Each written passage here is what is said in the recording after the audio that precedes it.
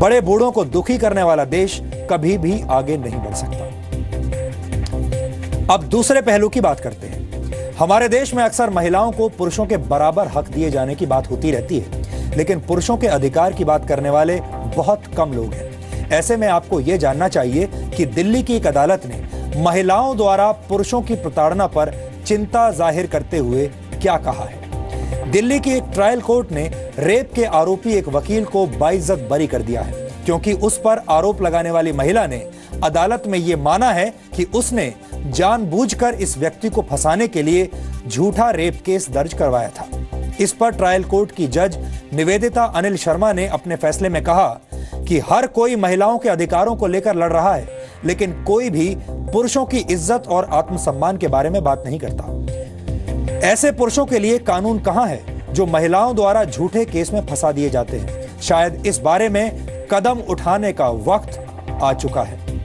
दिल्ली के एक trial court की यह टिप्पणी हमारे समाज और कानून व्यवस्था की कमियों को उजागर कर रही है, जिसमें यह माना जाता है कि पुरुष कभी महिलाओं द्वारा प्रताड़ित नहीं हो सकता।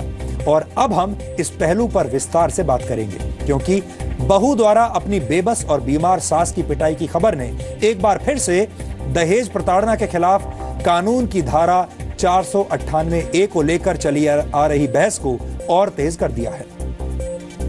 बहस इस बात पर है कि दहेज प्रताड़ना के खिलाफ धारा 498A महिलाओं के लिए सहारा है या हथियार।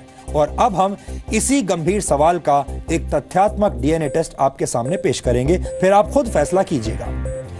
महिलाओं को दहेज उत्पीड़न के सामाजिक अभिशाप से बचाने के लिए संसद ने वर्ष 1983 में भारतीय दंड संहिता यानी आईपीसी में धारा 498 को जोड़ा था।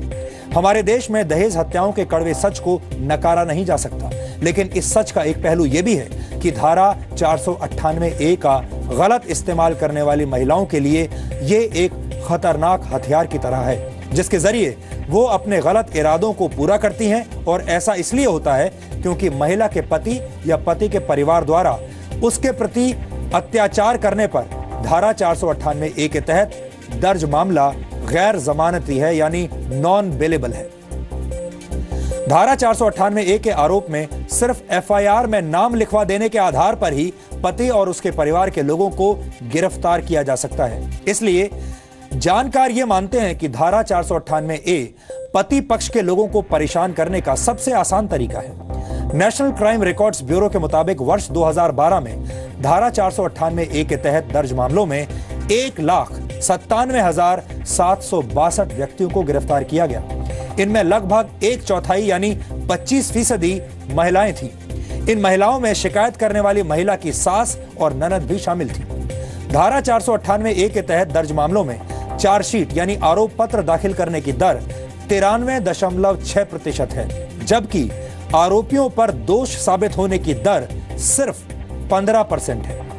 वर्ष 2011 से 2013 के दौरान देश भर में धारा 498 के तहत दर्ज 31,293 मामले फर्जी साबित हुए। जी हां, 31,293 मामले फर्जी यानी नकली साबित हुए। ये आंकड़े इस तरफ इशारा करते हैं कि उपयोग के साथ साथ धारा 498A का दुरुपयोग भी हो रहा है। इस धारा को खत्म करने या संशोधन करने की लगातार मांग की जाती रही है।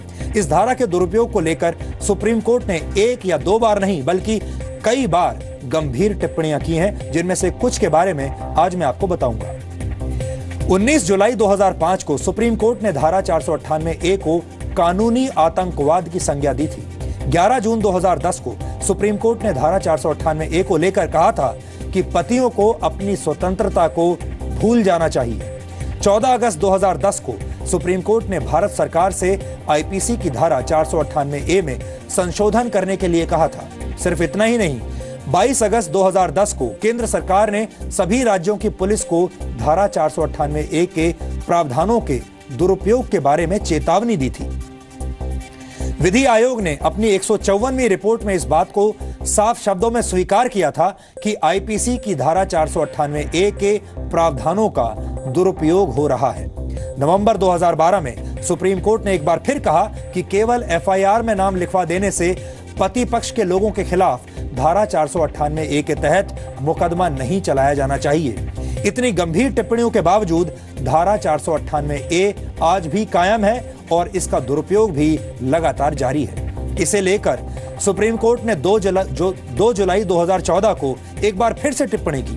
सुप्रीम कोर्ट की खंडपीठ ने कहा कि दहेज उत्पीड़न विरोधी धारा 498A का पत्नियों द्वारा जमकर दुरुपयोग किया जा रहा है। इस धारा में अपराध के गैर जमानती होने के कारण कई असंतुष्ट पत्नियां इसे अपने कवच की बजाय अपने पतियों के विरुद्ध हथियार के रूप में इस्तेमाल कर रही हैं। इस धारा के तहत गिरफ्तारी व्यक्ति की स्वतंत्रता को बाधित करने के साथ साथ गिरफ्तार व्यक्ति को अपमानित भी करती है और हमेशा के लिए उस पर धब्बा लगा देती है।